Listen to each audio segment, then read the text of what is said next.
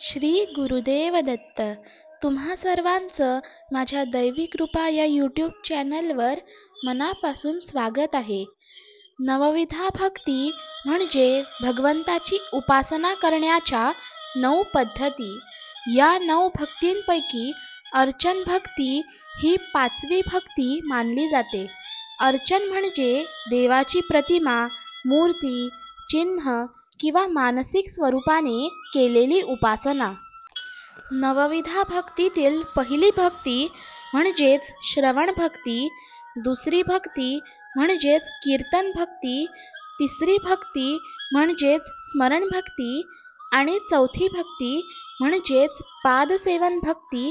या 4ही भक्तींचा व्हिडिओ मी या चॅनलवर आधीच अपलोड केला आहे.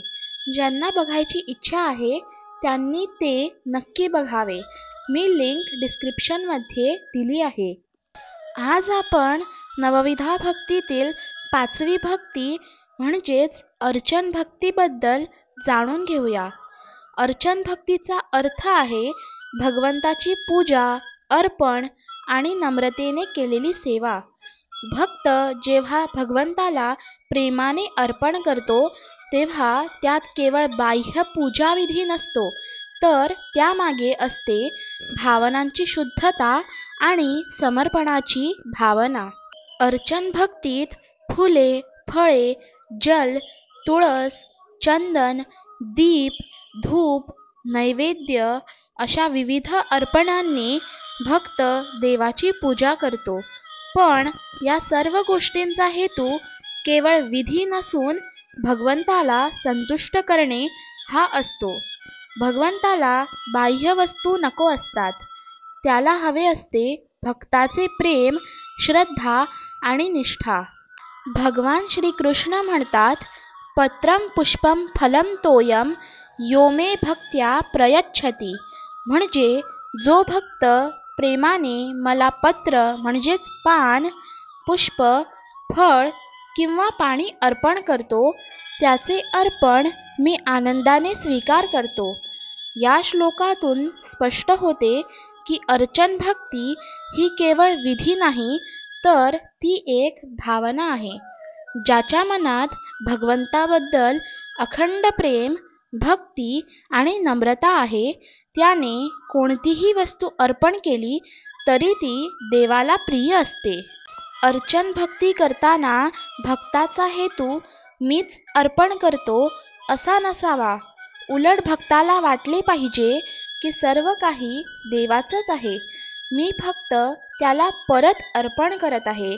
अशी समर्पण भावना अर्चन भक्तीचा सार आहे. या भक्तीत केवळ मूर्तीपूजाच नसते, तर मन, वाणी आणि कर्म या तिन्हींचा समन्वय आवश्यक असतो. भक्ताने आपल्या मनात सतत देवाची उपस्थिती ठेवावी, वाणीने त्याचे स्तवन करावे आणि कर्माने त्याची सेवा करावी. यालाच अर्चन भक्तीचे 3 स्तर म्हणतात. पहिला स्तर म्हणजेच मानसिक अर्चन, मनाने भगवंताची कल्पना करून पूजा करणे. दुसरा स्तर म्हणजेच वाचिक अर्चन, मंत्रोच्चार, स्तोत्रपठण, नामस्मरणाद्वारे भगवंताची पूजा करणे. तिसरा स्तर म्हणजेच शारीरिक अर्चन, मूर्तीपूजा, दीपदान, फुले अर्पण करणे, नैवेद्य देणे इत्यादी प्रत्यक्ष कृतीद्वारे भगवंताची सेवा करणे. अर्चन भक्तीमुळे मनातील अहंकार नष्ट होतो. भक्ताला समजते की सर्व काही ईश्वराचे आहे. नियमित अर्चन केल्याने मनात शांतता, एकाग्रता आणि प्रेमभाव निर्माण होतो. भक्ताचे मन देवाकडे वळते आणि त्याचे जीवन सुसंस्कृत व पवित्र होते. अर्चन भक्ती ही सर्वसामान्य माणसालाही साध्य आहे. कोणीही कोणत्याही वेळी कोणत्याही स्थळी भक्तिभावाने देवाचे अर्चन करू शकतो. देवासाठी फुले नसली तरी पान चालतं, सोनं नसलं तरी प्रेम पुरेसं असतं. भाव हाच अर्चन भक्तीचा प्राण आहे. संत तुकाराम महाराज म्हणतात, देवदेव म्हणे जन भावार्थ जाणावा. म्हणजेच अर्चन भक्तीत भावार्थ सर्वात महत्त्वाचा आहे. संत ज्ञानेश्वरांनी सांगितले आहे की भक्ताने देवाची पूजा करताना मन, बुद्धी आणि आत्मा यांचे अर्पण करावे. त्यांच्या मनात खरी पूजा ही बाह्य नसून अंतःकरणातील भक्ती आहे.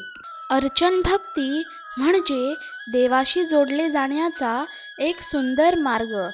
या भक्तीत भक्त देवाला बाह्य वस्तूंनी नव्हे तर आपल्या मनातील प्रेम, श्रद्धा आणि निष्ठेने अर्पण करतो. अर्चन म्हणजे प्रेमाचा उत्सव आणि अहंकाराचा त्याग. ज्याने आपले सर्व कर्म, मन, वाणी आणि भावना देवाला अर्पण केल्या तोच खरा अर्चन भक्त. अशा भक्ताचे जीवन ईश्वर प्रेमाने ओथंबलेले असते आणि शेवटी तो भगवंताच्या कृपेने मोक्षप्राप्तीचा अधिकारी होतो. आता मी तुम्हाला अर्चन भक्तीवर आधारित एक कथा सांगते. एका गावात केशव नावाचा साधा शेतकरी राहत होता.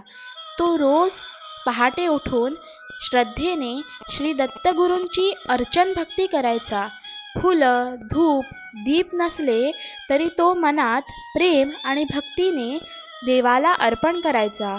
त्याचं म्हणणं असायचं, देवाला वस्तू नकोत, भावना हव्यात.